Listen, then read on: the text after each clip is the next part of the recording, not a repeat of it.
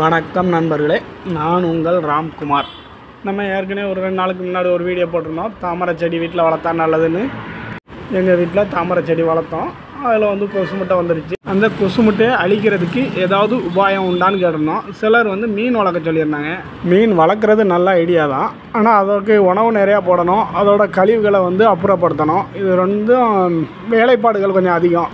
என்னடா பண்ணலாம் அப்படின்னு யோசிக்கும்போது ஒருத்தவங்க சொன்னாங்க, குளத்து மீன் போட்டுரு, அது அந்தளவுக்கு மெயின்டெனன்ஸ் இருக்காது அப்படின்னாங்க. சரின்னு சொல்லிட்டு நம்ம வீட்டுக்கு பக்கத்தில் ஒரு குட்டையில் இருந்து நெல்மணி அளவுக்கு ரொம்ப சின்னதாக ஒரு 6-7 மீனை பிடிச்சி குளத்து மீனை போட்டாச்சு.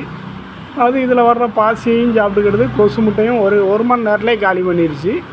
இப்போ அந்த தண்ணியில் வர்ற பாசி, இலையில் ஒட்டி இருக்கிற பாசியை தின்னுட்டு அது பாட்டில் உயிர் வாழுது.